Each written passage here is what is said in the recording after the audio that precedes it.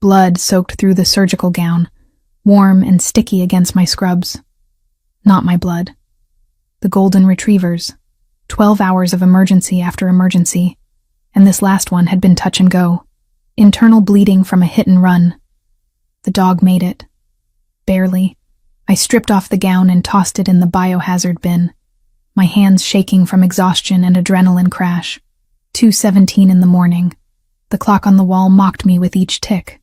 I was 28 years old and this was my life. Night shifts at an emergency animal clinic, surviving on coffee and spite, trying to outrun debt I'd never catch up to. The locker room was empty. Everyone else had gone home hours ago. I changed out of my scrubs, pulled on jeans and a sweater that smelled faintly of antiseptic no matter how many times I washed it.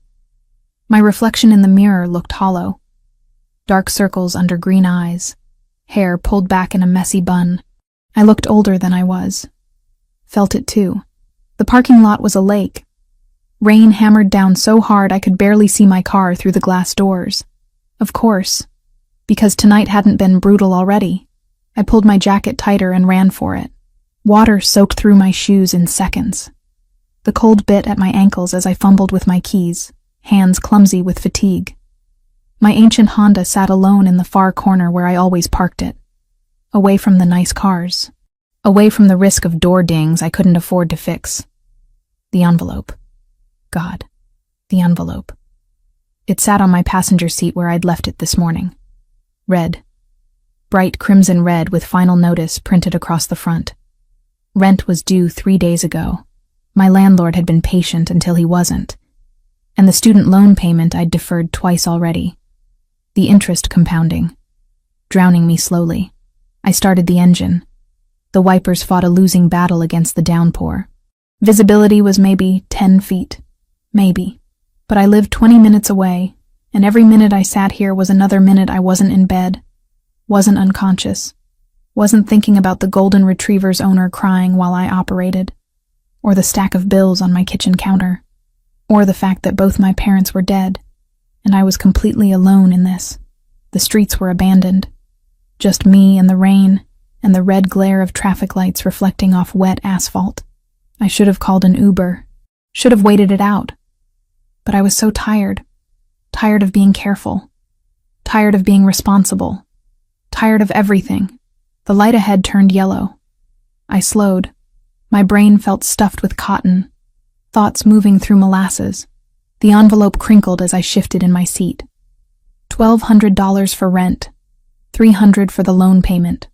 Not counting groceries or gas or the phone bill or... The SUV appeared out of nowhere. Black. Massive. Just sitting there in the middle of the intersection, even though the light was green now. No brake lights, no signal, nothing. Just stopped. I slammed the brakes. My tires screamed against wet pavement. The Honda fishtailed. I felt that sick lurch in my stomach, the certainty of impact, the complete loss of control. Metal crunched. Glass shattered. My head snapped forward and back. The airbag exploded into my face with the smell of chemicals and powder. Then silence. Just the rain drumming on the roof and the hiss of my destroyed radiator. I sat there stunned, breathing hard, tasting blood where I'd bitten my tongue. My hands were still locked on the steering wheel, knuckles white. The airbag deflated slowly, leaving my face stinging. The SUV hadn't moved. I'd hit it square in the rear bumper. My entire front end was crumpled like paper. Oh God. Oh God, oh God, oh God. I fumbled for my seatbelt with numb fingers. The door wouldn't open. Jammed. I had to throw my shoulder against it twice before it gave way. Rain soaked me instantly as I stumbled out onto the street. "I'm so sorry," I called out, my voice cracking. "I didn't see you, the rain, I'm so—" The driver's door of the SUV opened.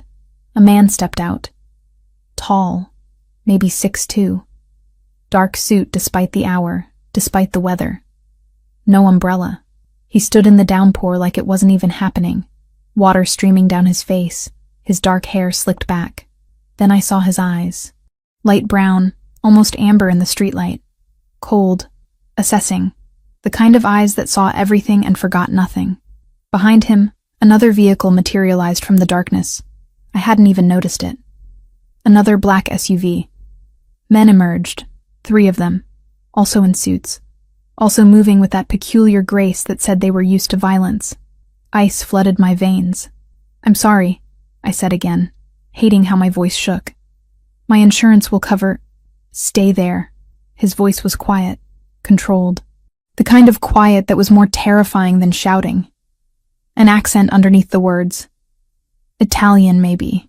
He walked toward my crumpled Honda without hurrying. Water splashed under his expensive shoes. He crouched down near the front, examining the damage with the focus of a surgeon. Then his gaze swept the interior through the broken windshield. I watched him take inventory. The coffee cups. The scrubs I'd tossed in the back. The stack of medical journals on the passenger floor. My wallet. It must have fallen during impact. It lay on the asphalt, splayed open. My license visible in the glow of the headlights. He picked it up. Studied it. His thumb traced over my address with careful precision. Amanda Wells. He read my name like he was memorizing it. 28, Oregon Street, veterinarian. His eyes flicked to my bloody sleeve. Long shift? I couldn't speak. Couldn't move. One of his men approached, murmured something I couldn't hear. The man in charge, the one holding my wallet, my entire life in his hands, nodded once. "Is anyone hurt?" I managed. "I can call an ambulance. I'm medical." "No ambulance." He stood, pocketing my license. "Just taking it. Your car is totaled." "I know. I'll call a tow. My men will handle it." He gestured, and one of them moved immediately toward my Honda. "You need a ride." No, I'll call someone. I can—" "You'll get in the car." "Not a request." His hand swept toward the undamaged SUV. "It's 2:30 in the morning. You're exhausted. You'll make another mistake." Terror and exhaustion, and something else I couldn't name, warred in my chest. He was right about the exhaustion. Right about the danger. But getting into a car with him felt like a different kind of danger entirely. "Who are you?" Something flickered across his face. Amusement, maybe. Or recognition that I'd asked a question I wouldn't like the answer to. "Christopher Pellegrini." He said it like I should know. Like everyone should know. "Get in the car, Amanda." My name in his mouth sounded like ownership. I got in the car. The interior was leather and luxury I'd never experienced. Soundproofed. The rain became a distant whisper. Christopher slid in beside me. Not close, but close in a vehicle designed to seat 6. The scent of him filled the space. Cedar. Something sharper underneath. Clean but dangerous. His driver pulled away from the wreckage without being asked. I twisted to look back at my Honda, at my entire miserable life sitting in the middle of that intersection, and felt something break in my chest. "Where do you live?" Christopher's voice pulled me back. "Oregon Street. Apartment 3B. The address he'd already stolen from my license. He made no comment on the neighborhood. Didn't need to. We both knew it was rough. The kind of place where sirens were background noise and you didn't make eye contact in the hallways. The drive took less than 10 minutes. Christopher stared out the window the entire time, his profile sharp in the passing streetlights, that scar on his chin catching shadow and light. I should have said something. Should have asked what would happen next. If insurance would cover his damage. Why he'd taken my license. But exhaustion was winning. The adrenaline was wearing off. I was 28 years old, orphaned at 19, drowning in debt, and I'd just rear-ended someone who looked like he could make me disappear with a phone call. The SUV stopped outside my building. Christopher turned to face me fully for the first time. Those amber eyes cataloged every detail of my face. "You owe me now, Amanda." His tone was casual, conversational, absolutely terrifying. "I'll decide when and how you repay that debt. The insurance, this has nothing to do with insurance." He reached across me, close to open my door. His arm brushed mine. "Go inside. Lock your door. Don't make me regret letting you walk away tonight." I scrambled out into the rain. The SUV was gone before I reached my building's entrance. I stood there dripping, shaking, watching the taillights disappear into darkness. Inside my apartment, I locked the door, chained it. Then I pulled out my phone with trembling hands and searched Christopher Pellegrini. The results made my blood freeze. Pellegrini family, import business, construction contracts, waterfront property. And underneath all the legitimate-sounding descriptions, the truth everyone knew but no one said. Organized crime. 3 generations of power built on violence and control. I just hit the car of a man who owned half this city, and he knew exactly where I lived. 3 days. I lasted 3 days before he came back. The clinic was quiet at 2 in the morning. Just me and Dr. Reeves handling overnight emergencies. A cat with a urinary blockage. A beagle that ate chocolate. Normal problems. Fixable problems. Problems that didn't involve men who could make people disappear. I'd been useless since the accident. Jumping at shadows. Checking over my shoulder. My car sat in some impound lot somewhere, totaled, and I'd been taking the bus to work. 3 transfers. 2 hours each way. But I couldn't afford a new car, and Christopher Pellegrini still had my license. The door chimed. I looked up from inventory sheets, expecting maybe a panicked pet owner. Instead, I got him. Christopher walked in carrying a Doberman that was bleeding all over his shirt. The dog's breathing was shallow. Rapid. Its eyes rolled back in pain. Blood matted the black fur along its ribcage. Back room. Now. His voice had that same controlled quiet. The kind that made disobeying impossible. I didn't think. Training kicked in. I grabbed a gurney and wheeled it over. The Doberman whimpered as Christopher laid it down with surprising gentleness. His hands came away red. What happened? I was already moving. Rolling the dog into surgical prep. Assessing vitals. Gunshot. 20 minutes ago. No police. No records. My hands froze on the stethoscope. I looked at him. Really looked. His white shirt was ruined. Blood spatter across his jaw. But his eyes were calm, expectant. Like this was perfectly normal. I need to report gunshot wounds. It's protocol. You need to save my dog. He stepped closer. Not threatening. Worse. Certain. Everything else is negotiable. The Doberman's breathing hitched. Lung puncture, maybe. Internal bleeding, definitely. This animal would die if I stood here arguing. Wait outside. I'm staying. Of course he was. I prepped for surgery while trying to ignore the fact that a crime boss was watching me scrub in. The bullet had entered below the rib cage. Missed major organs by centimeters. Lucky. Or maybe whoever shot at him had bad aim. I worked fast. Located the bullet. Extracted it. Repaired the damage. Christopher stood against the wall the entire time. Silent as stone. But I felt his attention. The weight of it. Like every movement I made was being catalogued. Judged. The Doberman would live. I stitched the last layer and finally allowed myself to breathe. He'll need antibiotics, pain management, someone to monitor him for the next 48 hours. You'll do it. I pulled off my surgical gloves with more force than necessary. I have a job. Scheduled shifts. I can't just... I'll pay you. This isn't about money. Everything is about money, Amanda. He produced a wallet. Counted out bills without looking. Hundreds. So many hundreds. He set the stack on the counter between us. For tonight. For your silence. For understanding that some things are better left unquestioned. I stared at the money. Rent was due again in 2 weeks. The student loan company had called 4 times yesterday. That stack would cover both. Maybe even groceries that weren't ramen. I can't accept this. You already did. He was at the door before I could respond. When you operated without calling the police. When you saved Zeus instead of protecting yourself. You made a choice, Amanda. Now you live with it. Zeus. He'd named the dog Zeus. You said I owed you a debt. My voice came out smaller than I wanted. Is this it? Is this how I pay you back? Christopher paused, his hand on the door. A smile ghosted across his mouth. Not kind. Knowing. This is how you go deeper. The debt compounds. He glanced back at the Doberman, at Zeus, unconscious but stable on the table. I'll send someone for him tomorrow night. Take good care of my dog, Amanda. I'd hate for anything to happen that might make me disappointed. Then he was gone. Just like that, leaving me with a gunshot Doberman, a stack of cash, and the growing certainty that I'd crossed a line I couldn't uncross. Dr. Reeves found me an hour later, still standing in the surgical suite, staring at the money like it might bite. You okay? She was 60, had seen everything twice. Her eyes went to the cash, to Zeus, back to me. Amanda? Emergency walk-in, paid in advance. The lie tasted sour. I'm keeping the dog overnight for observation. She didn't believe me. I could see it. But she also didn't push. That's what working overnight emergency veterinary medicine taught you.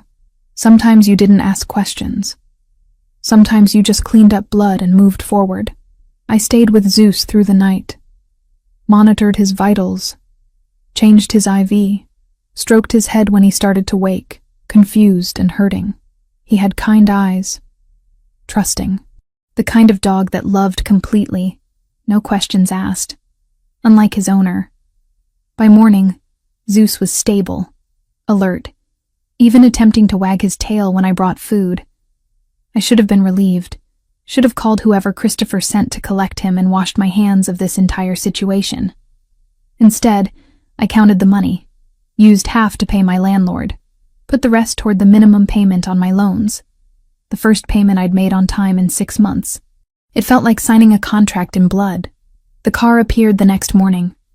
I walked out of my apartment building headed for the bus stop, and there it was. My Honda. Perfectly repaired. Better than repaired. The dent in the passenger door I'd been living with for a year? Gone. The cracked windshield? Replaced. New paint. New tires. A key sat on the dashboard. Just sitting there. Like it had always been mine. I stood on the sidewalk, staring. Pedestrians flowed around me. Morning traffic rumbled past. The world kept turning while mine tilted sideways. He'd fixed my car. Not just fixed. Improved. And he'd known exactly where I lived, where I parked, how to access it without me noticing. There was no note, no message, just the car, and the understanding that I now owed him twice over. I drove to work in silence, hands shaking on the wheel. The interior still smelled new, factory fresh, expensive. Nothing like the stale coffee and old upholstery I'd grown used to. A week passed. Zeus went home with a man who didn't give his name, just handed me a card with a phone number. Christopher's number, I assumed. I didn't call it. Didn't need to. He knew where to find me. The men came on a Tuesday. 2 of them. Tall, broad, with accents that turned their English harsh and clipped. Eastern European. Russian, maybe. They walked into the clinic during my shift like they owned it. Looked around with slow, deliberate attention. One of them smiled at me. All teeth. No warmth. "We're looking for someone," he said. "Christopher Pellegrini. You know this name, yes." Every instinct screamed danger. These weren't Christopher's men. The energy was wrong. Predatory in a different way. "No." The lie came easily. Surprisingly easily. "I don't know who that is." The man's smile widened. "You sure? This clinic. We hear interesting things about this clinic. About Doberman with bullet wound. About woman who asks no questions." My blood turned to ice. "I see a lot of animals. Can't remember every case." "No?" He leaned against the counter. Casual, conversational, terrifying. "Is shame. Because man we're looking for, he caused trouble for a lot of people. And people who help him?" He made a soft clicking sound with his tongue. "They have trouble too." The other man was looking at the surgical suite door. At the files. At everything.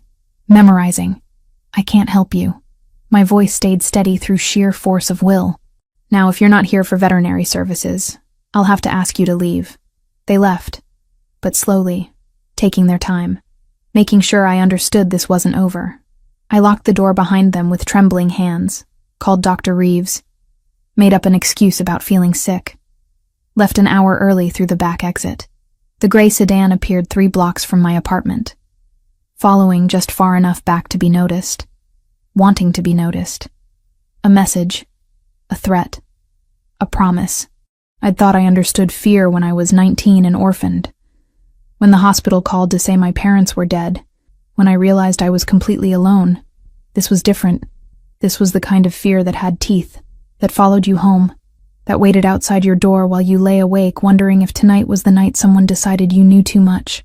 I'd saved a dog and taken blood money, and now I was marked. 2 weeks after rear-ending Christopher Pellegrini's SUV, I came home to find my apartment door already open. Not kicked in, just open. The lock intact, like someone had used a key. My key. I should have run. Should have called the police from the hallway. Instead, I pushed the door wider and stepped inside. The smell hit me first. Paint. Fresh and acrid. Then I saw the wall. Red letters. Dripping slightly where whoever had done this had used too much. The message was simple. Direct. Stay away from Pellegrini, or we finish this. My photographs were scattered across the floor, every single one torn precisely down the middle. Me at graduation. Me with my parents before they died. Me holding a rescued kitten from last year. All of them destroyed with methodical care. My hands went numb. The phone slipped from my fingers and clattered on the hardwood. Someone had been here, in my space, touching my things, leaving threats on my walls. The police took 40 minutes to arrive.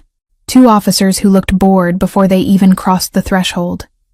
They took photos, asked questions I couldn't answer coherently, told me to change my locks and get a security system I couldn't afford.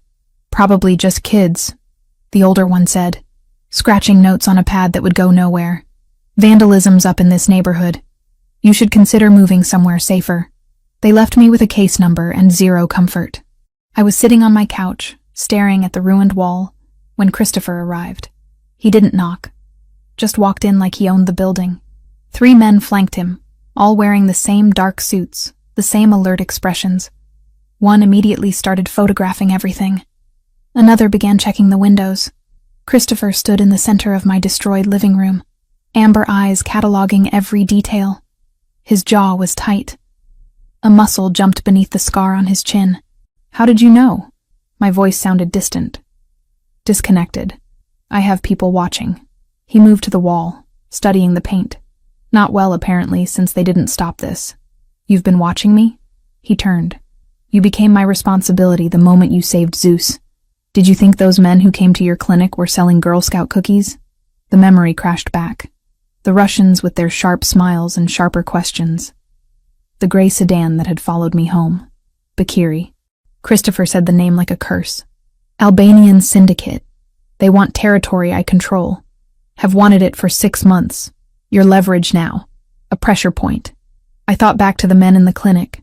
My sleep-starved brain had filed their vowels under Russian, maybe. I'd been wrong. Close enough to be dangerous. Wrong enough to miss how far this reached. Because I operated on your dog? Hysteria bubbled up. I'm a veterinarian. I'm nobody. I don't know anything about your business, about territories, about... You know me. He stepped closer. That's all that matters to them. They'll use you to get to me, hurt you to hurt me, kill you to send a message. The room tilted. I sat down hard on the couch. The police are useless. No hesitation. Just fact. Bakiri own half the precincts in this city. The report you filed, it's already buried. The next morning I called the precinct with my case number. No record under that file, the clerk said after a too long pause. Internal Affairs never returned my email. By the end of the week, even the building camera request had gone missing. The message was clear. Whatever this was, I'd been erased before I finished spelling my name. Those officers who took your statement? They'll forget your name by morning. I looked at my shredded photographs. At the wall screaming threats in red paint. What am I supposed to do? Pack. Christopher gestured to one of his men. You have 2 hours. Essentials only. You're moving. Moving where? Somewhere safe. Somewhere they can't reach you. He crouched down to my level, forcing eye contact. This isn't negotiable, Amanda. You stay here, you die. Probably slowly. Definitely painfully. They'll make sure I know about it. I have a job. I have a life. You have a target on your back. His voice went soft. Dangerous. And you put it there the moment you chose not to turn me in. The moment you took my money. The moment you lied to those men about knowing me. You're in this now. All the way. He was right. I hated that he was right. But the alternative was pretending I was safe. Pretending those men wouldn't come back. Pretending the red paint on my wall wasn't a countdown to violence. I packed in a daze.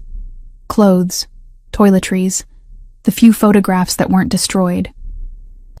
Christopher's men moved through my apartment like ghosts, checking for bugs, for cameras, for evidence of how deep the breach went.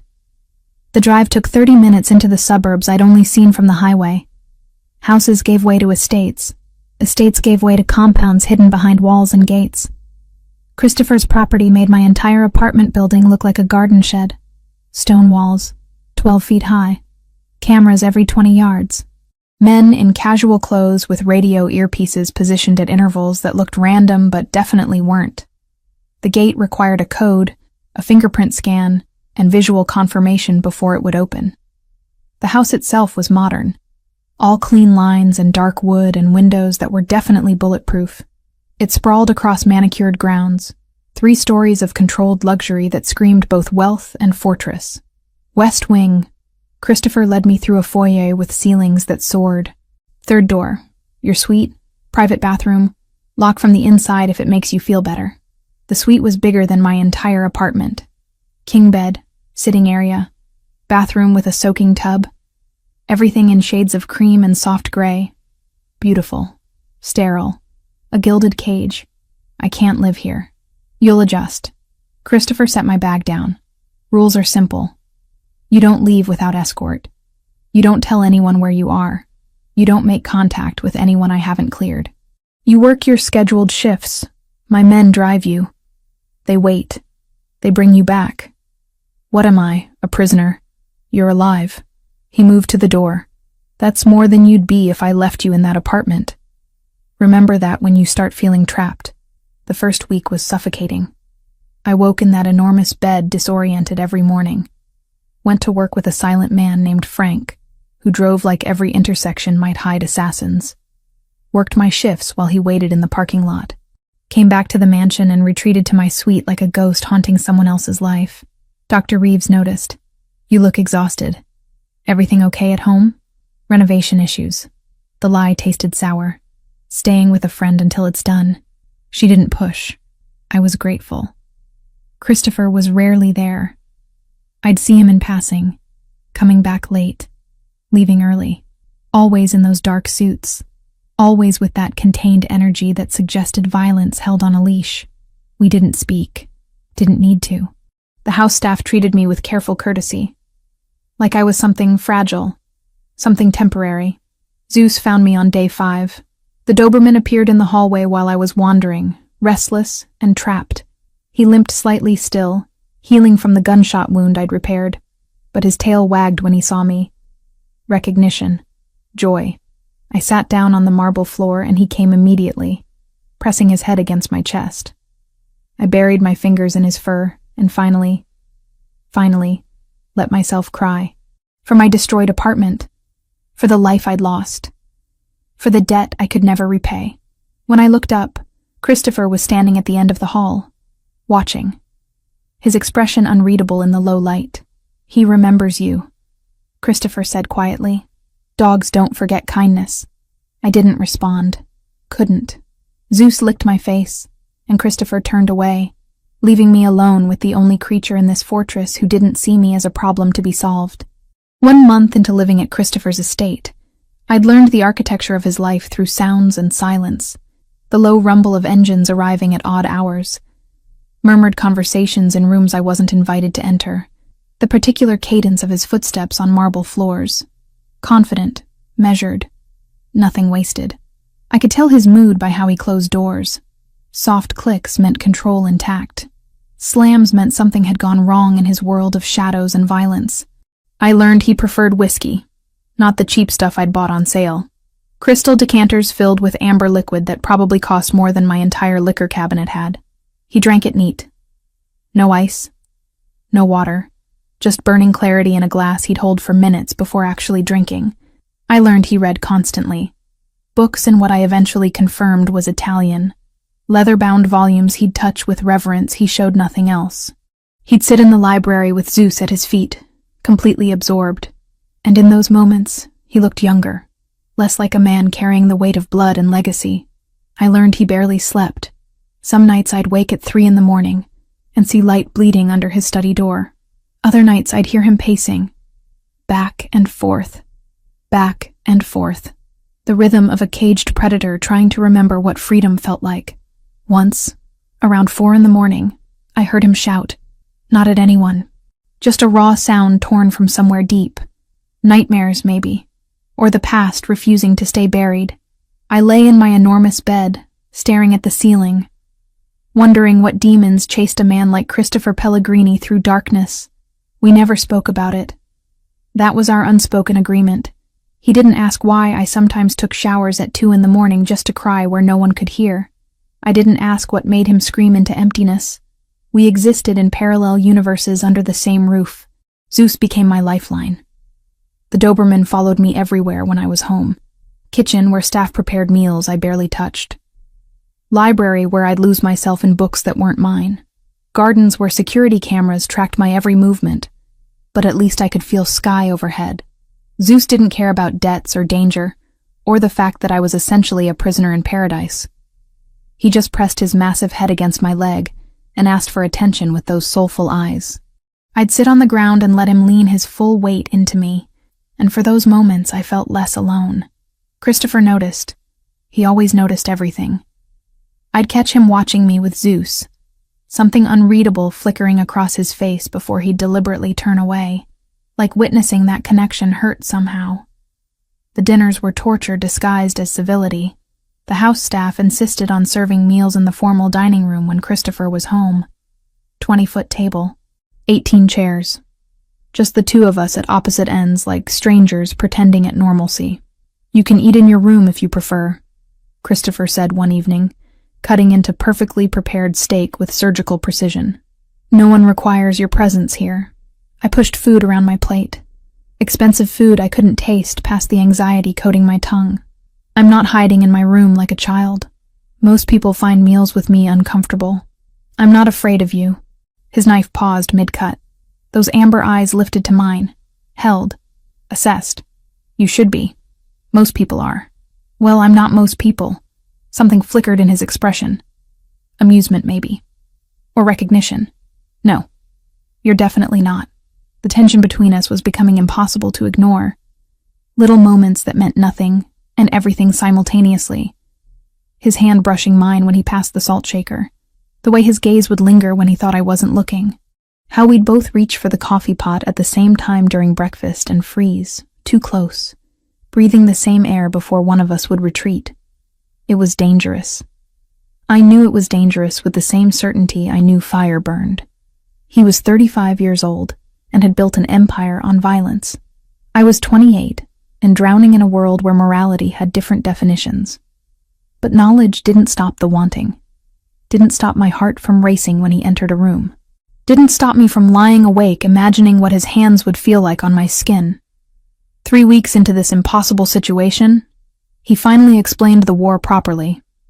We were in his study. He'd summoned me there after dinner with a simple, "We need to talk." My stomach had dropped, but he just gestured to the leather chair across from his desk and poured 2 glasses of whiskey without asking if I wanted one. "The men who came to your clinic," he started without preamble, "they're Bakiri. Albanian syndicate that's been pushing into territory my family has controlled for 3 generations. I accepted the glass he offered. The whiskey burned going down, but I was grateful for it. Why target me? Because they're smart. They know direct confrontation with me costs more than they can afford, so they look for pressure points. He leaned against his desk, close but not crowding. 2 of my dock workers were killed last month. Good men. Men with families who depended on them. Bakiri sent pieces of them back to their wives. Bile rose in my throat. God. There is no God in my world, Amanda. Just power and those who take it. His voice was matter-of-fact, stating reality, not philosophy. They marked you because I showed interest, fixed your car, visited your clinic multiple times. In my world, that signals value, and value becomes leverage. So this is because you were nice to me. The absurdity stung. I'm in danger because you paid for car repairs? You're in danger because you existed near me. Because you made choices that tied you to me whether you understood the consequences or not. He He swirled the whiskey in his glass. You saved Zeus. You lied to protect me. You accepted my money. Each choice was a thread weaving you deeper into this web. Then cut me loose. My voice came out smaller than I wanted. Let me go back to my life. I'll tell them I don't know you. I'll disappear. They'd kill you within a week. No hesitation. Just certainty. You know too much now. You've been here. You've seen my home, my routines, my vulnerabilities. Bakiri would torture you for information you don't even realize you have, then kill you just to hurt me. The glass trembled in my hand. So I'm just trapped here forever? Until the war ends. He drained his whiskey in one swallow. Set the glass down with deliberate care. One way or another, it will end. But until then, yes. You're trapped. I'm sorry for that. Genuinely sorry. But not sorry it means keeping you alive. Thunder rumbled outside. I hadn't noticed the storm building. Rain began hitting the windows with increasing intensity, nature matching the turmoil inside. Tell me about your brother. Christopher's entire body went rigid. What? You mentioned him once. That you lost someone. That it's why you can't let me go. I met his gaze directly. Tell me about him. For a long moment I thought he'd refuse. Thought he'd dismiss me back to my suite and return to whatever isolation he preferred. Instead, he refilled both our glasses. Luca was 22, youngest of 3 brothers. He was supposed to go to law school, supposed to be the legitimate face of the family business. Christopher's voice went flat, emotionless in a way that screamed of pain buried deep. He trusted someone he shouldn't have. A friend, someone we thought was loyal. That friend sold him to our enemies for $50,000 and a promise of protection.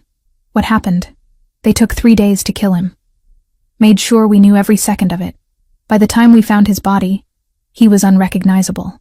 Christopher's hands flexed around his glass. I was 27, supposed to be protecting him. Instead, I was so focused on expanding territory, on proving myself worthy of leadership, that I missed the thread inside our own organization. The grief in his voice was raw, ancient but still bleeding. That wasn't your fault, wasn't it? He finally looked at me.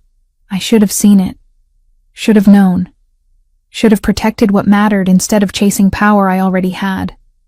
After Luca died, I swore I'd never care about anyone outside this life again. Never give enemies that kind of opening. Never fail to protect someone again.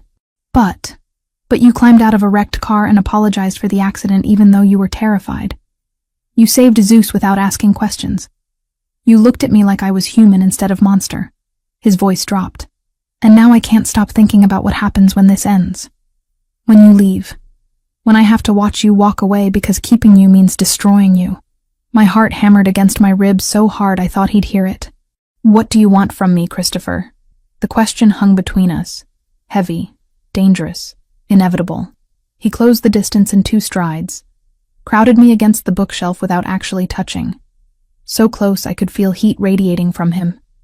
Smell cedar and whiskey and something darker underneath. Want. Need. Hunger held on the thinnest leash. Things you shouldn't give. He murmured, voice rough. Things that would destroy what little goodness you have left. Things that would mark you as mine in ways you can't imagine and tie you to this world forever. I'm not fragile. My hands fisted in my lap to keep from reaching for him. I'm not going to break. You say that now, but you don't understand what being mine actually means. The violence, the paranoia, looking over your shoulder for the rest of your life, knowing that enemies will always see you as the easiest way to hurt me. His hand came up slowly, cupped my face with surprising gentleness. You deserve better than that. Better than me. Maybe I don't want better. Maybe I'm tired of safe and empty and alone. The truth spilled out. My parents died when I was 19. Car accident. Drunk driver crossed the center line. I was in my 2nd year of nursing school. Suddenly I was completely alone with debt and grief, and no clue how to survive it. Christopher's thumb traced my cheekbone. Barely touching. Devastating anyway. I've been surviving ever since. Just surviving. Working 80-hour weeks until I'm numb. Existing instead of living. Going through motions because stopping means facing how hollow everything became. I met his eyes. You want to know why I'm not running? Because at least here, even trapped, even scared, I feel something real. Even if it's wrong, even if it ends badly, at least I'm not just surviving anymore. Amanda. My name in his mouth sounded like prayer and curse combined. Tell me you don't feel this too. Tell me I'm imagining it and I'll go back to my room and we can pretend this conversation never happened. I can't. His forehead pressed against mine. God help me, I can't. He kissed me like a man drowning, like I was air and salvation and damnation all at once. Soft at first, questioning, then deeper when I responded, my hands finally giving in and fisting in his shirt, pulling him closer, closing any distance remaining between us. He tasted like whiskey and want and decisions we'd both regret. His hand stayed gentle on my face even as the kiss turned desperate, like he was terrified of breaking me, like I was something precious instead of just another complication in his complicated world. When we finally pulled apart, we were both breathing hard. His hands were shaking slightly where they held my face. Mine were trembling where they gripped his shirt. This is a mistake, he whispered against my lips. Probably the worst one I've ever made. You deserve someone who can give you a normal life, who can take you to dinner without checking for snipers, who doesn't wake up screaming from nightmares about the people he's killed. What if I don't want normal? I challenged. What if I want real instead of safe? This is as real as it gets, Amanda. He stepped back, creating distance that felt like abandonment. And that's exactly why we can't do this. Because I will ruin you. I will pull you so deep into darkness that you'll forget what light looks like. And when enemies inevitably come for you, when they hurt you to hurt me, I'll have to live with knowing I caused it. Christopher, go to bed. His voice went cold, controlled, the vulnerability slamming shut behind walls I couldn't breach. We'll pretend this didn't happen. It's better that way. He walked out of his own study, left me there pressed against his bookshelf, lips still tingling, heart still racing. Completely wrecked by a kiss we both knew shouldn't have happened but felt more right than anything in my life. Zeus found me 10 minutes later. The Doberman pressed his weight against my legs, offering comfort without judgment or complications. I slid down to the floor and buried my face in his fur. Outside, the storm raged. Inside, something fundamental had shifted between Christopher and me. We'd crossed a line we couldn't uncross, acknowledged feelings that should have stayed buried. And I knew with absolute certainty that everything was about to get infinitely more complicated, because you can't unknow how someone tastes. Can't unfeel the desperation in their touch. Can't pretend you don't want something with every fiber of your being, even when you know it will probably destroy you. 6 weeks after moving into Christopher's fortress, I stopped feeling like a guest and started feeling like an inmate. The gilded cage was still a cage no matter how comfortable the bars. I was leaving the clinic at 3 a.m. when everything went wrong. Frank was driving. Same route we always took. Same silent professionalism he always maintained.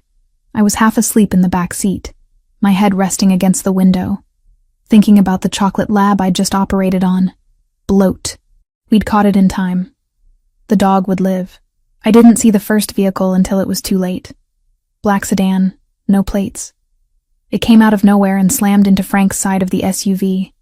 The impact threw me sideways. My seatbelt locked painfully across my chest. The world tilted and spun.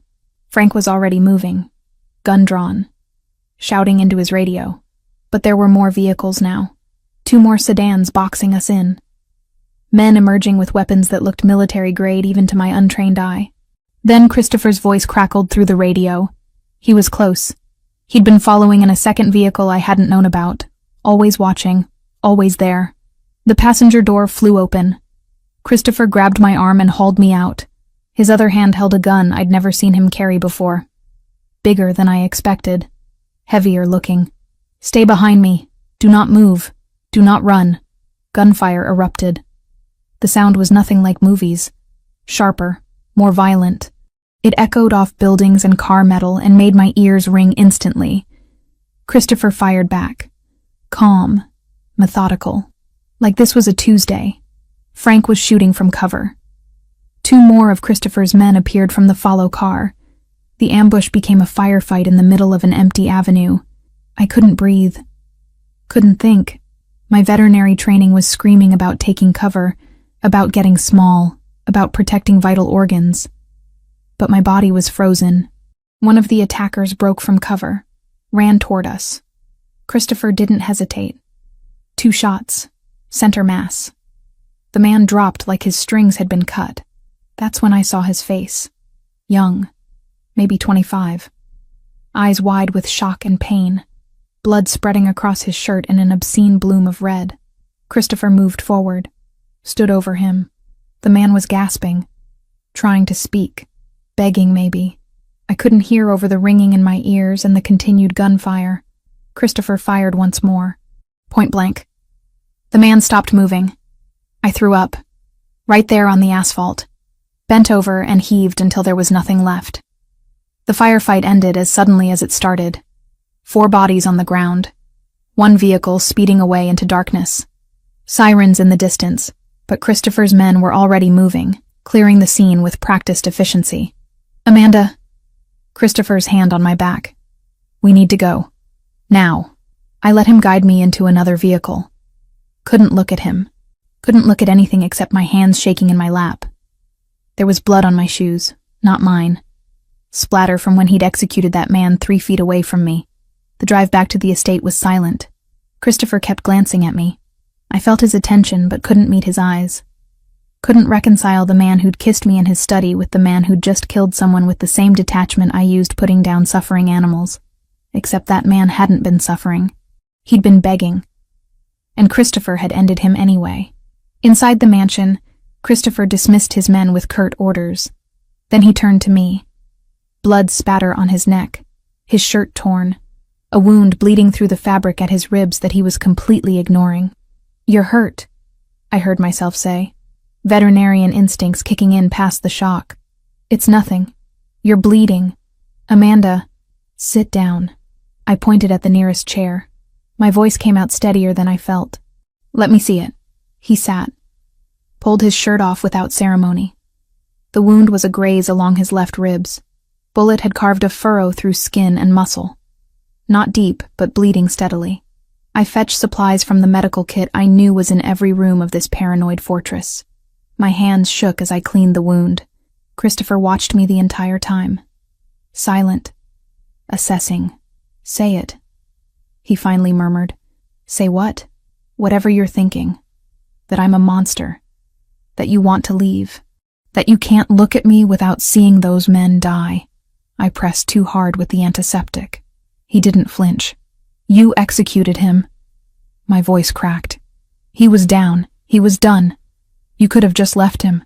He would have talked. Given descriptions. License plates.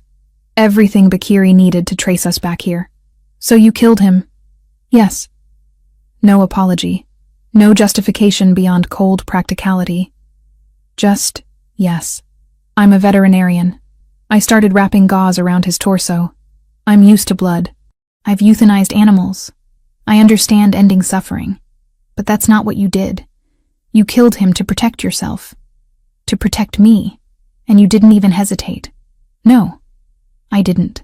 His hand caught my wrist. Gentle but firm. Because in my world, hesitation gets you killed. Gets the people you care about killed.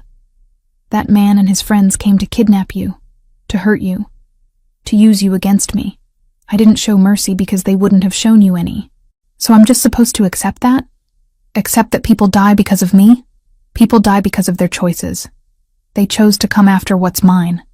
I chose to protect it. His eyes burned into mine. If you want to hate me for that, hate me. But don't pretend you'd rather I'd let them take you. I finished bandaging him in silence. Packed away the supplies. Washed my hands 3 times, trying to scrub away the feeling of his blood under my fingernails. I need space, I said without looking at him. No. Excuse me? You're not leaving my sight until I know Bakiri isn't sending a second team. He stood, muscles flexing under the fresh bandage. You stay in the main house tonight. Guest room next to my bedroom. Guards outside both doors. I'm not a prisoner. Tonight you are. No anger in his voice. Just finality. Because I'm not risking you. Not after they got that close. I wanted to argue. Wanted to scream at him that he didn't own me. Couldn't control me. couldn't just dictate my life, but the truth was, he could. He did. And we both knew it. The guest room was as luxurious as everything else in this house. I sat on the edge of the bed, still wearing my scrubs, still smelling like antiseptic and gunpowder. Zeus found me there 20 minutes later, pushed his way past the guard, and immediately pressed against my legs. I buried my face in his fur and let myself break. Sobbed into his neck while he stood perfectly still, absorbing my grief and terror like he'd been trained for it. 3 days passed. Christopher increased security to suffocating levels. 4 guards now instead of 2. Routes to the clinic changed daily. Frank had a black eye but insisted he was fine. I stopped asking questions. Christopher's men treated me differently after the ambush. Before, I'd been a complication. Now I saw something else in their eyes. Respect, maybe. Or pity. I'd been blooded. Initiated into the violence they lived with daily. On the 4th day, Christopher called a meeting in his study. 6 men attended. I wasn't invited, but I heard them through the walls.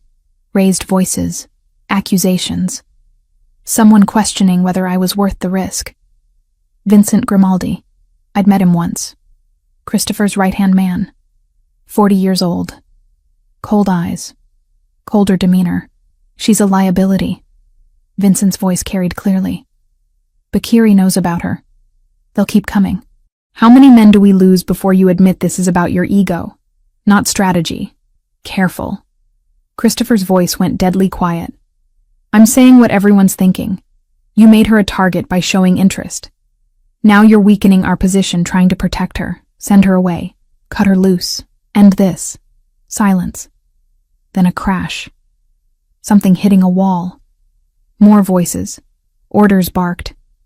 When the study door opened, Vincent stormed out, his face twisted with barely controlled rage. He saw me standing in the hallway. His expression promised violence before he walked away. Christopher appeared in the doorway. Blood on his knuckles. Fresh split across Vincent's cheekbone would be my guess. He's wrong, Christopher said. About you being a liability. Is he? I challenged. Because from where I'm standing, people are dying. Your men are getting hurt.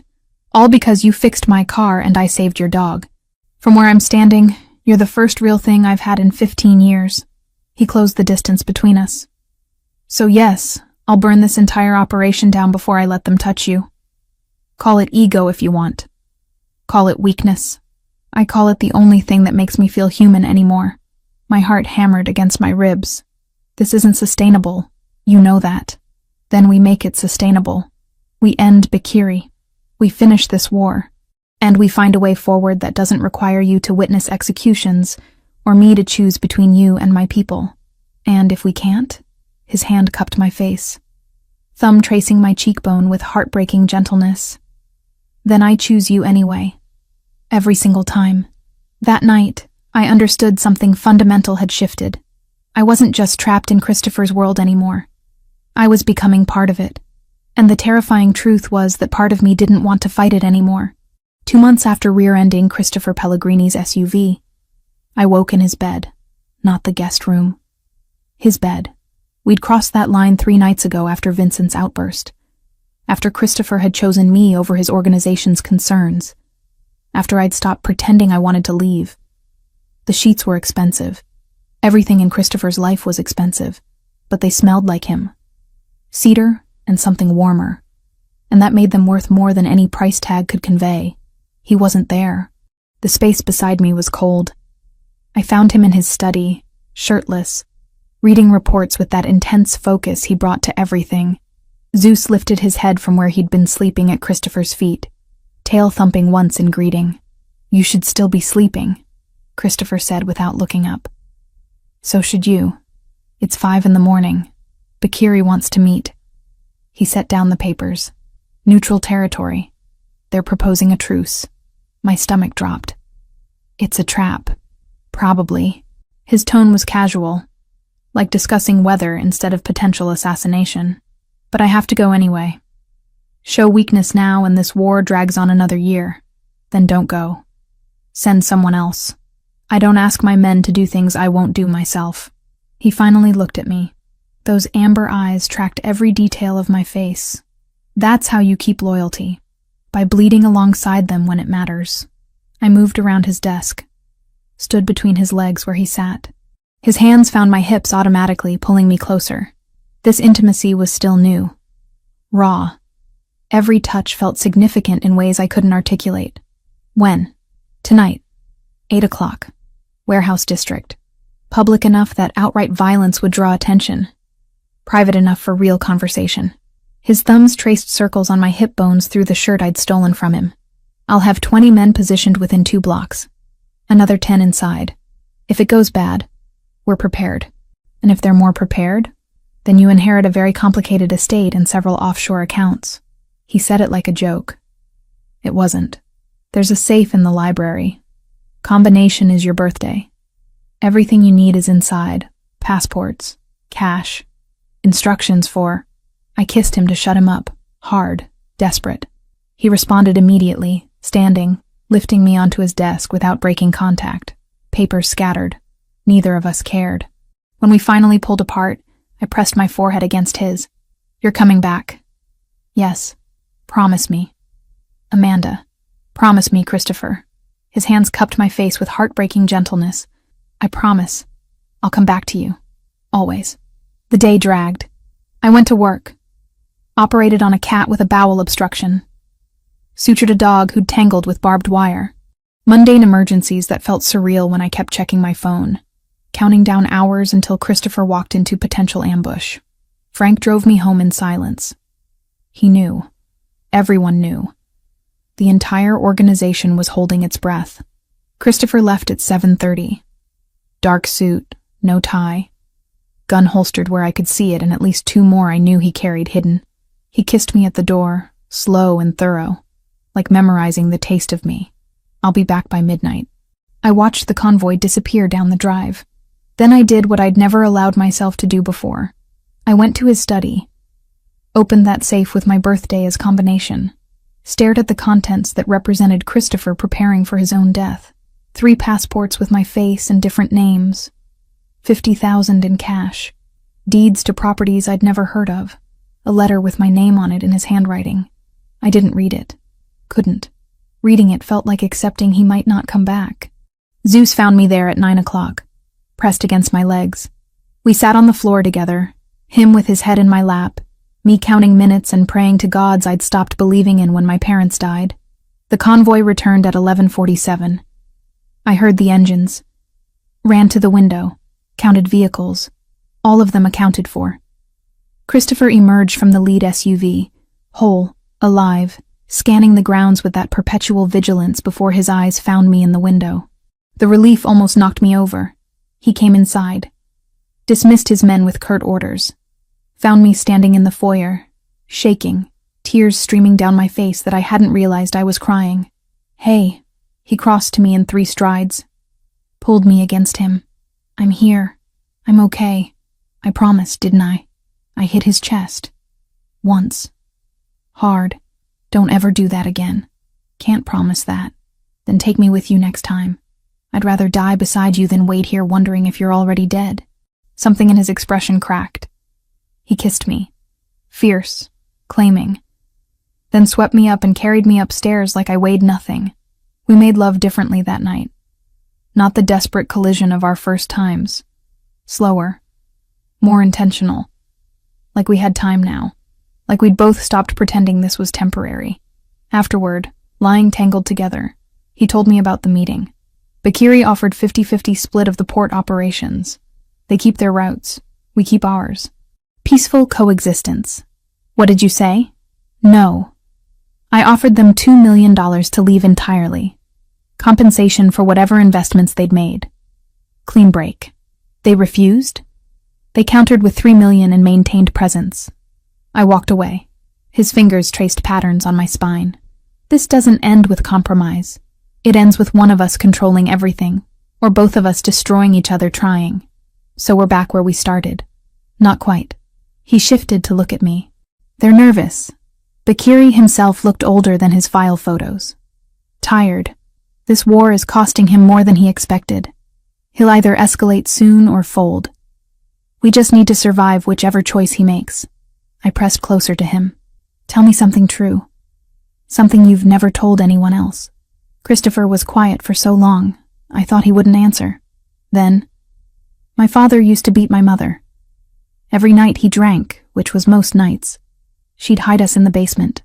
Me, Luca, our older brother Antonio. We'd hear it through the floorboards. The sounds, her crying after.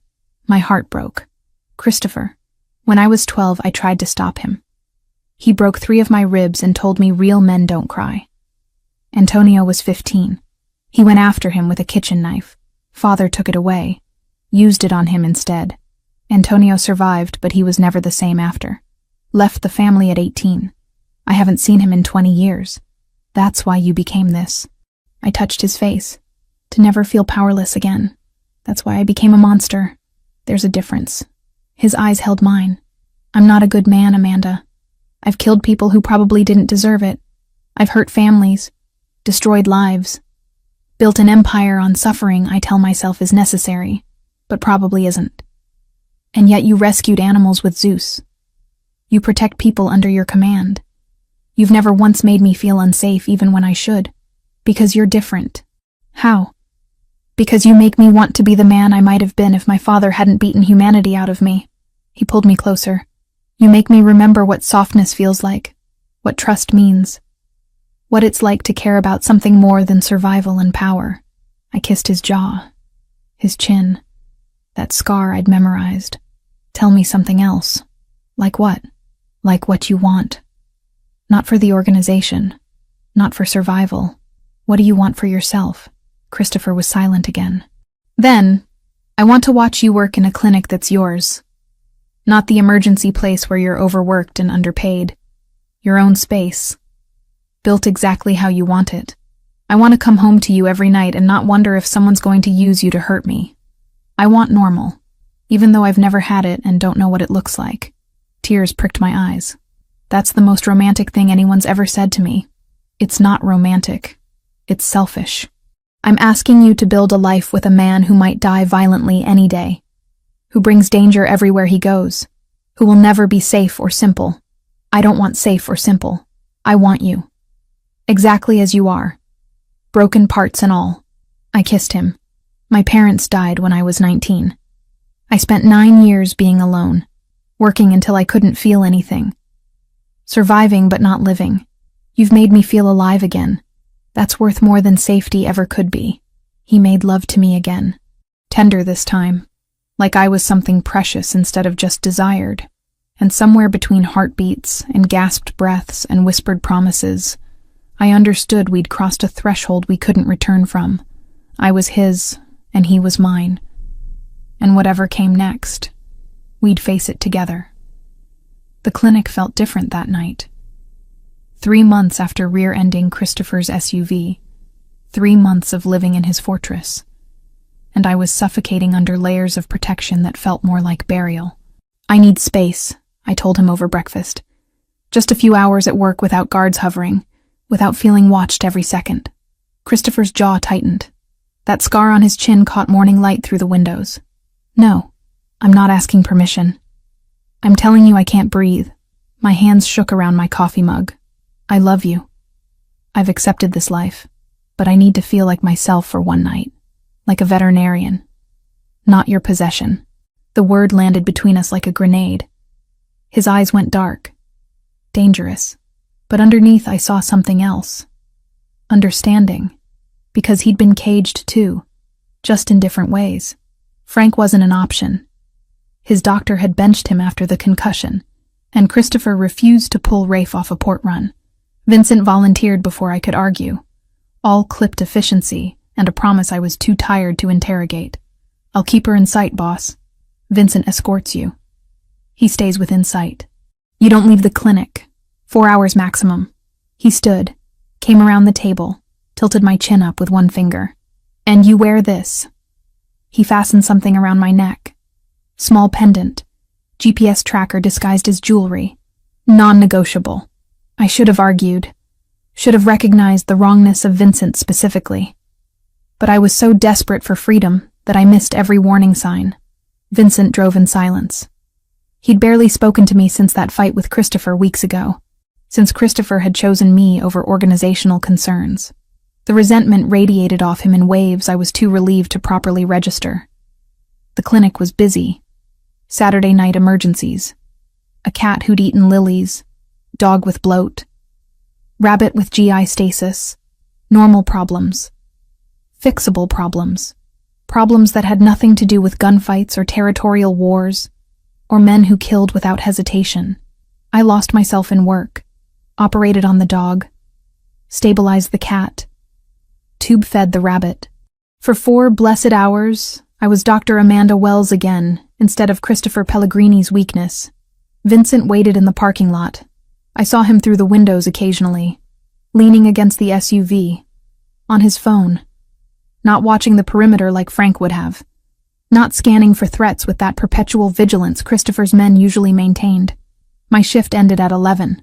I walked out the back exit, medical bag in hand, already dreading the return to beautiful imprisonment.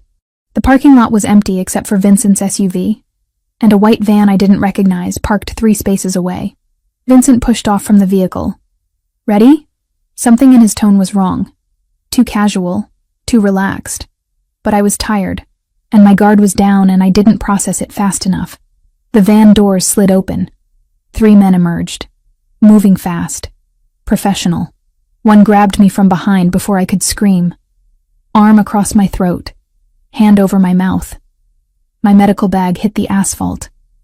I fought, kicked backward, connected with someone's shin, bit down hard on the hand covering my mouth, tasted blood. A sharp pain exploded across the back of my head and everything went sideways. When I could focus again, I was zip-tied to a chair in darkness.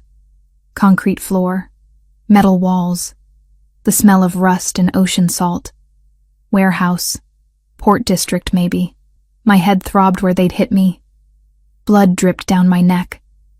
The pendant Christopher had given me was gone. They'd ripped it off. He'd be tracking empty pavement right now. Vincent walked in. No surprise on his face, no concern, just cold assessment. You knew. My voice came out raw. You set this up. Christopher's been weak since you showed up, making decisions based on sentiment instead of strategy. He crouched in front of me. Bakiri offered me territory, real power. All I had to do was deliver you. He'll kill you for this. He'll try. But Bakiri promised protection, new identity, enough money to disappear. Vincent stood. Nothing personal. You're just business, leverage to end a war. He left. The door clanged shut, heavy, final. I tested the zip ties, tight, professional grade. My wrists were already losing circulation. The chair was bolted to the floor. No escape there. Time became meaningless. Could have been hours. Could have been minutes. My mind raced through scenarios. Christopher would come. I knew he'd come. But would he be in time? Would Bakiri kill me before negotiations even started? The door opened again. Different man. Albanian accent thick when he spoke. Your boyfriend receives video now. We give him 24 hours to decide. You or his empire. They filmed me. Made me stare at the camera while someone held a knife to my throat. I refused to beg, refused to cry. If Christopher saw this, I wanted him to see strength, not fear. After they left, I forced myself to think. Veterinarian training. What did I know? Anatomy, physiology, chemical compounds, tools, my medical bag. They'd taken it but not searched it thoroughly. It sat in the corner. If I could reach it, if I could find something sharp, something useful. Hours passed. A guard came in. Young, maybe 25. He had a dog with him. German shepherd limping badly, whimpering with each step. Hurt? I asked in the gentlest voice I could manage. The guard looked at me. Suspicious. Stepped on glass. Won't stop bleeding. I'm a veterinarian. I can help, if you let me. He hesitated, then brought the dog closer. The shepherd was clearly in pain, blood soaking through makeshift bandaging on his front paw. The guard cared about this animal. I could see it. Untie one hand. I need to examine him properly. Another hesitation. Then he cut one zip tie. Blood rushed back into my fingers in painful tingles. I focused on the dog. Gentle exam. Deep laceration. Needed cleaning and stitches. My bag, in the corner, has supplies. He retrieved it. I worked slowly. Cleaned the wound. Numbed it with local anesthetic from my emergency kit. Stitched carefully while the dog stayed remarkably still, trusting. The guard watched every movement. "You're good with him," he said quietly. "All animals deserve care, even in bad situations." I tied off the final stitch, bandaged properly. "Keep it clean. Change the dressing daily. He'll heal." The guard looked at me differently after that. Not friendly, but not quite enemy either. He didn't retie my hand. Just left, taking the dog with him. I waited until his footsteps faded, then moved fast. Found what I needed in my bag. Scalpel blades. Small. Sharp. Hidden in the lining where they hadn't looked carefully. The remaining zip tie came off in minutes. My ankles took longer, but finally I was free. The warehouse was massive. Rusted. Multiple levels. I could hear men talking somewhere above me. At least 4 distinct voices. Maybe more. No way to fight through them. No phone to call for help. I found a corner. Made myself small. And waited. Because I knew Christopher. Knew he wouldn't negotiate. He'd come with violence and fury and every resource at his disposal. The attack began at 4:17 in the morning. I knew the time because someone shouted it when the first explosion rocked the building. Gunfire erupted, screaming. Chaos. I stayed hidden, heart hammering, praying Christopher's men would reach me before Bakiri's decided I was more valuable dead. The door to my room blew inward. I screamed before recognizing the silhouette. Christopher, covered in blood, gun in each hand, eyes wild until they found me. Amanda. I ran to him, crashed into his chest. His arms came around me, crushing tight while gunfire continued outside. "We need to move. Stay behind me. Do exactly what I say." The warehouse was hell. Bodies on the ground, men fighting hand to hand. The stench of gunpowder and blood thick enough to choke on. Christopher moved through it like a predator. Precise. Lethal. Anyone who got close went down hard. We made it to a side exit. Frank was there, holding position, providing cover. Christopher pushed me toward him. "Get her to the car. Lock down. Don't move until I give the all clear." "Christopher, I'm finishing this." His eyes were black, empty. The man I loved completely absent behind whatever darkness drove him. Bakiri dies tonight. Vincent dies tonight. Anyone who touched you dies tonight. He went back into the warehouse before I could respond. I heard the gunfire intensify. Heard someone screaming. Heard that sharp crack that meant executions, not combat. Frank got me to an armored SUV. Made me lie on the floor. Waited. 20 minutes later, Christopher emerged, covered in more blood, dragging Vincent by the collar. Vincent was alive, but barely.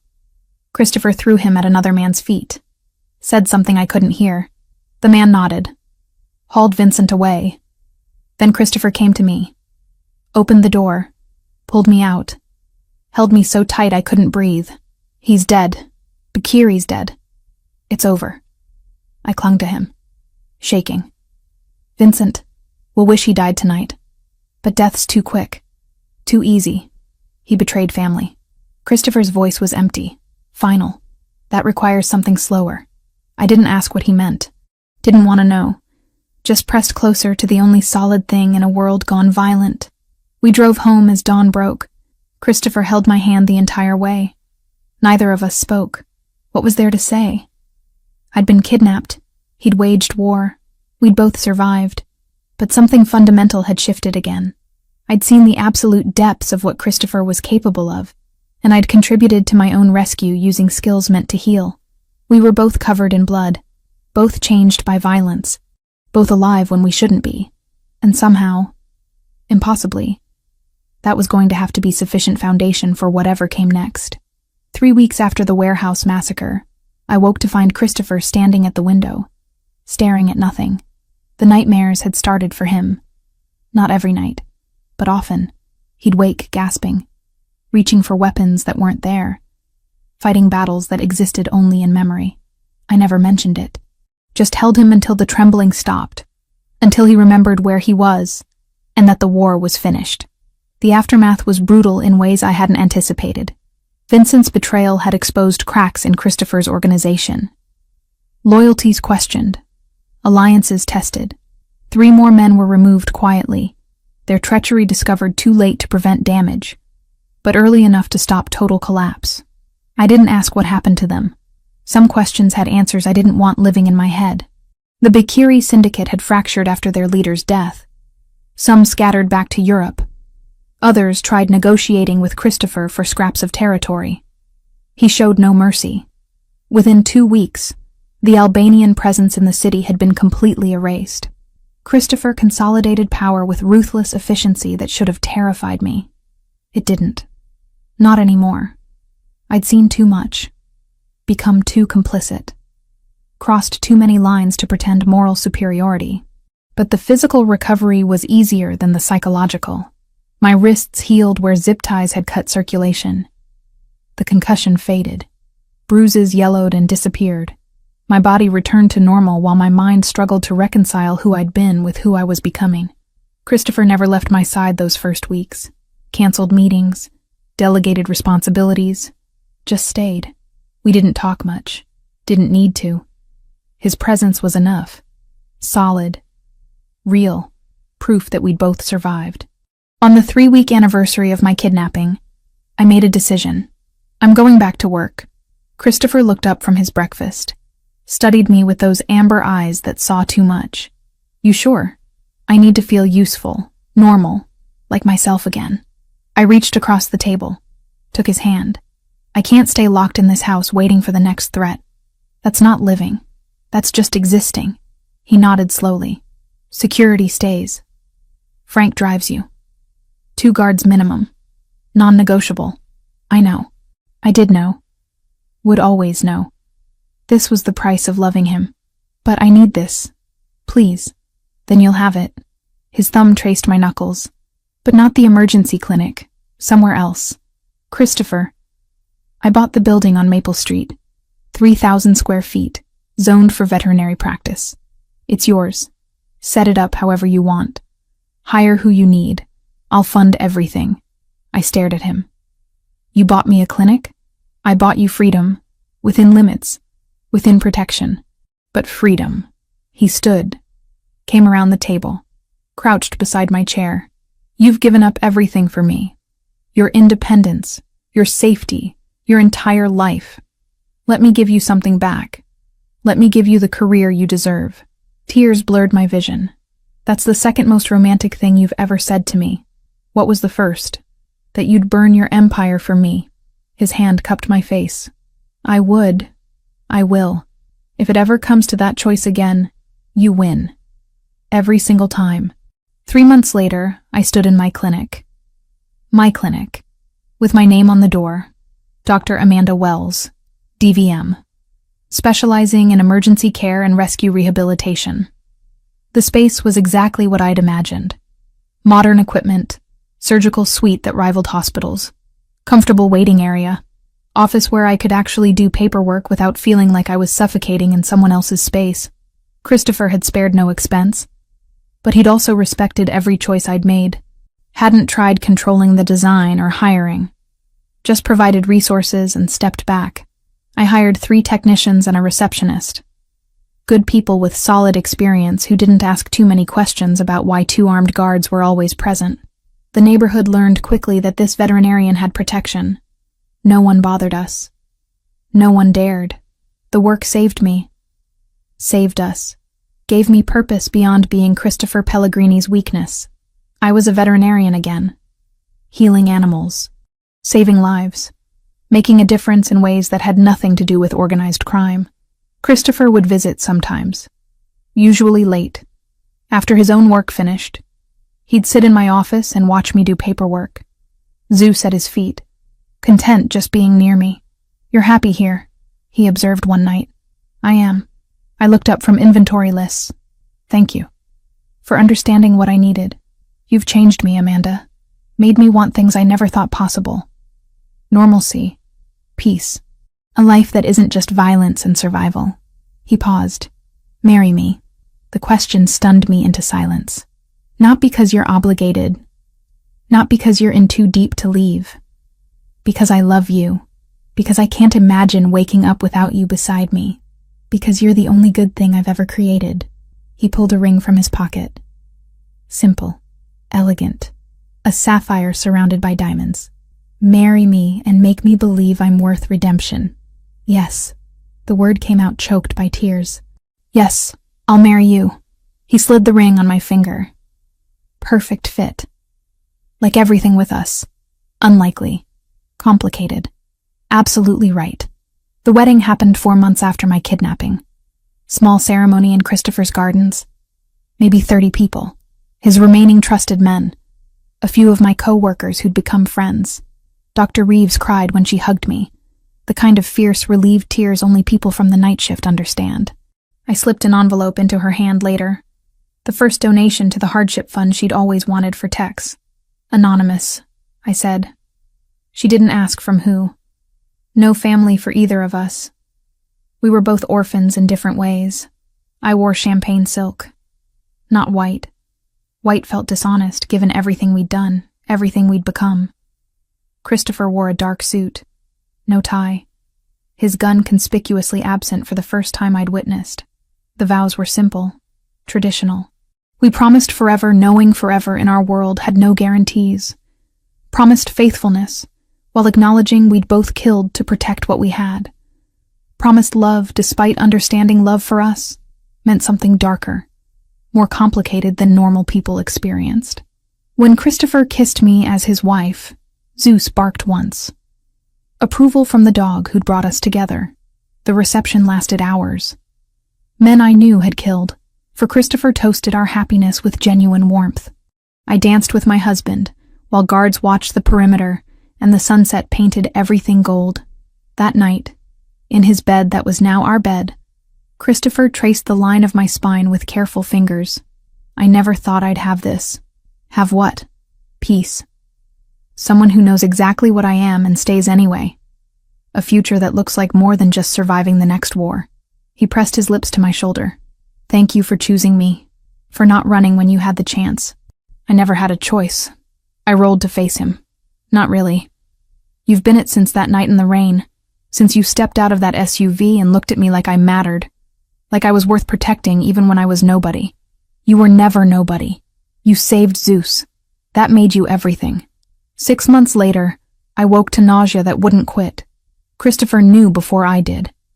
Had already called his doctor. Already prepared himself for the news that changed everything again. You're pregnant, the doctor confirmed. About 8 weeks. Christopher's hand found mine immediately. Squeezed so tight it hurt. When the doctor left, he pulled me against him and just held me. Silent. Shaking slightly. Are you afraid? I asked. Terrified. This world, this life. It's not safe for children. I've made enemies who would use our child to destroy us. Who would hurt something innocent just to hurt me. He pulled back enough to meet my eyes. But I want this. Want to give them everything I never had. Love. Security. The choice to be different than me. They'll be both of us. Your strength and my compassion. Your intelligence and my stubbornness. I placed his hand on my still flat stomach. We'll protect them. Together, like we've protected each other. The pregnancy progressed. Christopher became impossibly more protective. Guards tripled. Routes to the clinic varied constantly. He accompanied me to every appointment, every ultrasound, sitting beside me and staring at grainy images of our growing child with wonder that made him seem younger. The clinic thrived. I cut back hours but continued working.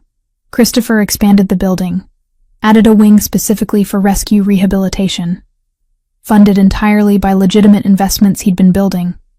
Money washed clean through businesses that actually existed, actually produced value. He was changing. Slower than I wanted sometimes, but undeniably different. Less quick to violence, more thoughtful about consequences. The man I'd met 9 months ago wouldn't have hesitated to kill someone who disrespected him. The man I was married to now counted costs beyond just tactical advantages. Zeus remained constant through everything. The Doberman had fully recovered, moved with that powerful grace I'd first admired. He'd become our protector, slept outside our bedroom, followed me everywhere when Christopher couldn't, seemed to understand the responsibility of guarding not just me now, but the life growing inside me. At 28 weeks pregnant, exhausted from a long shift, I found Christopher in the nursery he'd created, painting, a mural of stars and moon on the ceiling, his hands covered in silver paint, expression more relaxed than I'd ever seen it. "You're painting." He looked over his shoulder, smiled that rare, genuine smile that transformed his entire face. Thought they'd like looking at something beautiful when they can't sleep. I moved behind him, wrapped my arms around his waist as much as my pregnant belly allowed. "I love you. So much it scares me sometimes." "I know." He turned in my embrace, placed both hands on my stomach.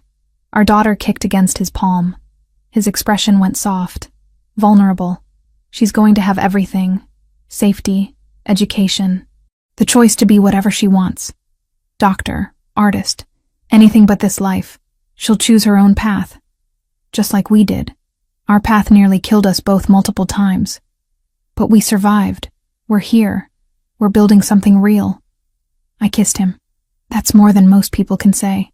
That night, lying together with Zeus at the foot of our bed, Christopher's hand resting protective on my swollen belly, I thought about the 9 months since I'd rear-ended his SUV in the rain.